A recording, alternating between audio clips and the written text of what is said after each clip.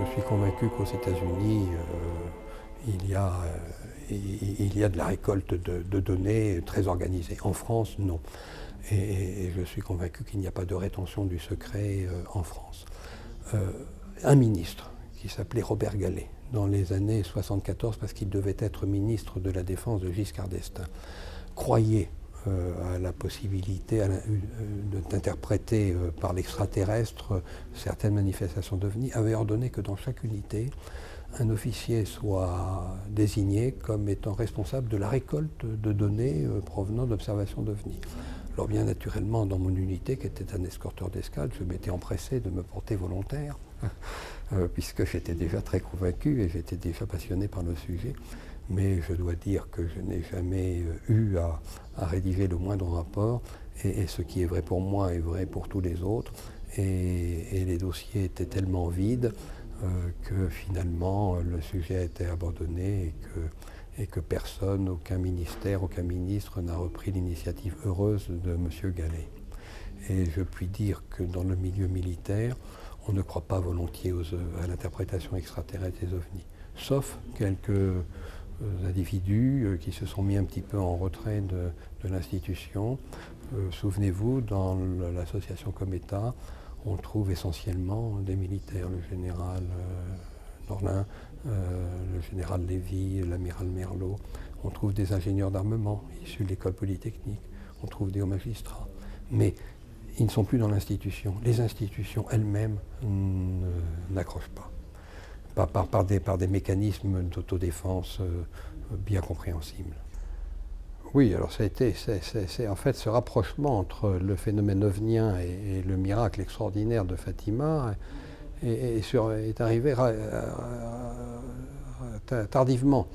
Ça fait depuis longtemps que je m'intéresse au phénomène ovnien, et depuis longtemps je m'intéresse au Mario Fanni.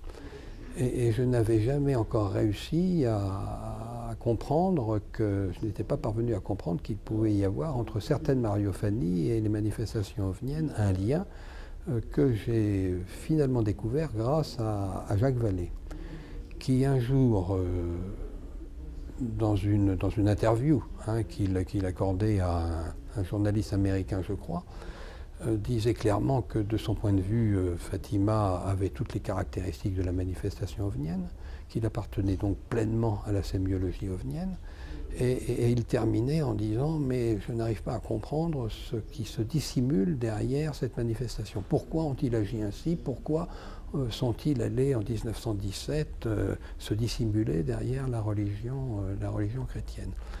Et comme j'étais intéressé par les deux sujets, je me suis dit, voilà la question à laquelle je dois répondre. Donc j'ai regardé de plus près Fatima, sous un éclairage ufologique, et je me suis aperçu, comme d'autres avant moi, que Fatima contenait tous les indices importants des manifestations ovniennes, que c'était même l'archétype des manifestations ovniennes, puisqu'on y trouve tout, la descente en feuilles mortes, le disque qui tourne à vive allure sur lui-même, le disque qui émet dans toutes les couleurs du spectre de la lumière, avec de surcroît cette chose extraordinaire, et alors là qui en fait un événement unique, c'est qu'il a été annoncé à l'avance et qu'il a réuni près de 70 000 témoins. Donc, sur cette base, j'ai reconnu, comme Jacques Vallée et comme d'autres ufologues à l'époque, qu'on ne pouvait plus se dérober et qu'il fallait bien convenir que Fatima était un ovni. Et ensuite, j'ai essayé de répondre à sa question. Mais qu'est-ce que cela peut-il bien signifier? Qu'est-ce qu'ils ont bien voulu nous dire?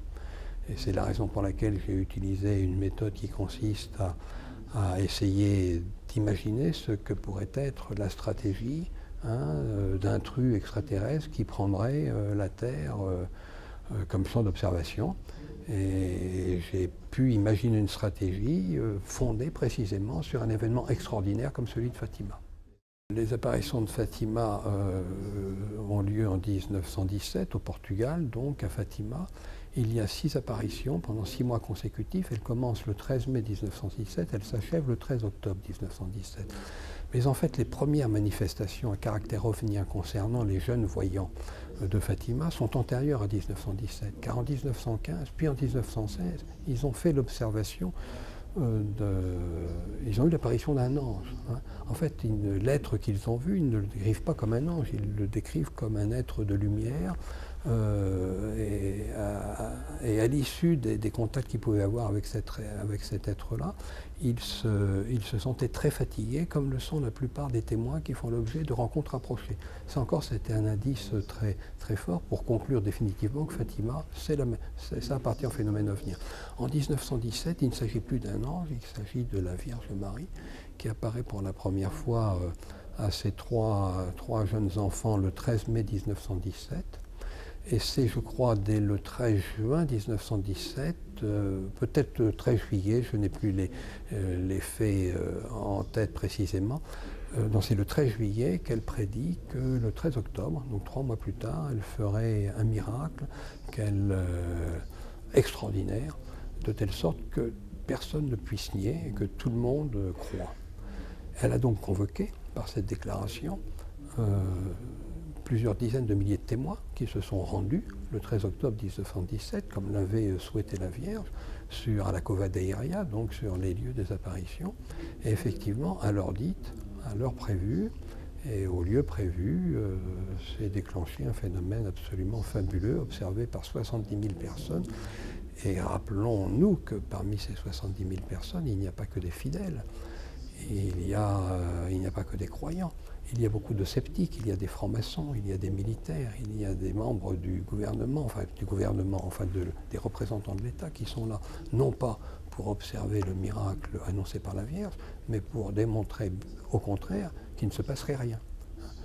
Et tout le monde, et cependant tout le monde a vu, y compris les journalistes des plus grands quotidiens de Lisbonne qui ont dû rendre compte dans les jours suivants cet événement fabuleux observé par ces 70 000 personnes. Je crois que c'est essentiellement un cas d'apparition particulier et je me garderai bien d'assimiler l'ensemble des miracles et des mariophanies au phénomène ovnien. Parce que rien ne permet vraiment de l'affirmer.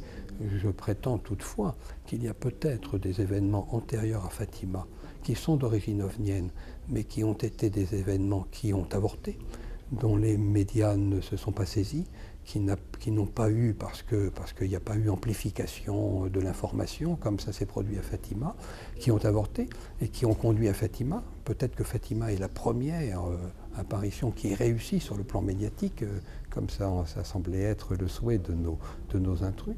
Et peut-être aussi y a-t-il d'autres apparitions après Fatima, de même nature que Fatima. On signale quelques soleils tournant ici ou là, avec moins de spectateurs néanmoins, qui ne sont que des piqûres de rappel de Fatima, et qui sont là simplement pour nous rappeler que Fatima a eu lieu, et qu'on ferait bien d'y réfléchir, et d'essayer de comprendre ce qu'ils ont bien, le message qu'ils ont voulu nous porter par ces faits extraordinaires. La Vierge est une projection dans l'esprit des enfants, parce que la Vierge, seuls les voyants l'observent. Les 70 000 personnes présentes à la Cova de Iria le 13 octobre, dans un premier temps, le 13 octobre, la Vierge apparaît. Et ce n'est qu'à l'issue de l'apparition de la Vierge que le miracle est déclenché.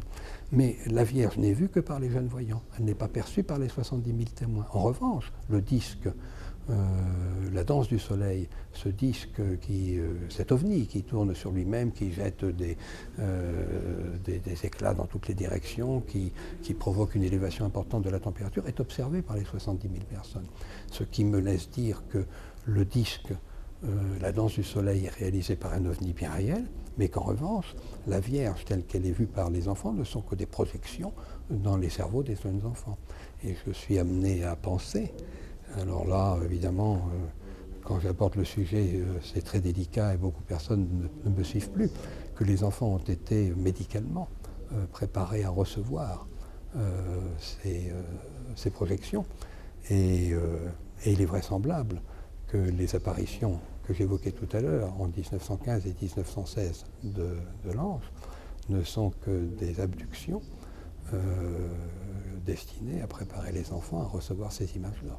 Les images qu'ils ont reçues et qu'ils étaient les seuls à recevoir. Qu'est-ce que cela peut-il bien dire ? Moi, je crois qu'une telle manifestation si grandiose, convoquant 3 mois à l'avance 70 000 personnes, c'est une manifestation qui a été commandée par une intelligence qui entendait bien que cela ne tombe pas dans l'oubli et que ça reste dans la mémoire de l'histoire des hommes. Et s'ils se sont dissimulés derrière la religion catholique, c'est parce que c'était précisément la religion catholique qui avait l'autorité morale suffisante pour pouvoir garder à son insu le phénomène. Et cette stratégie a si bien fonctionné que 100 ans plus tard, ou pas 100 ans plus tard, mais 90 ans plus tard, on en parle encore. Et on en parle tellement que Jean-Paul II lui-même est allé en l'an 2000 béatifier les 2 jeunes voyants. Et qu'à la mort du dernier voyant survenu l'année dernière, cette mort a été médiatisée par l'ensemble des télévisions et des journaux du monde entier. Donc il y a cet événement, il y a une stratégie d'intrusion, et dans cette stratégie, Fatima est un point clé. C'est celui qui nous invite à réfléchir à la signification du phénomène OVNI. Et il l'a fait d'une façon ostensible en 1917 parce que c'était possible, parce qu'en 1917 ça risquait pas d'être mal interprété, ça ne pouvait être interprété que comme un phénomène religieux. S'il devait procéder aujourd'hui à une manifestation identique, l'interprétation religieuse ne fonctionnerait plus. Il serait évident que le phénomène est déclenché par une intelligence qui n'est pas la nôtre, puisque ce qu'on nous donne à voir n'est pas compatible avec nos technologies. L'existence d'une intrusion serait avérée et ça risquerait de déclencher ce que les ethnologues appellent depuis quelque temps un ethnocide, c'est-à-dire un phénomène aussi dramatique pour l'avenir de l'humanité que peut l'être un génocide, c'est-à-dire la destruction par le choc culturel et non plus par les armes. Le phénomène, oui, c'est souvent interprété comme des phénomènes météo mal compris.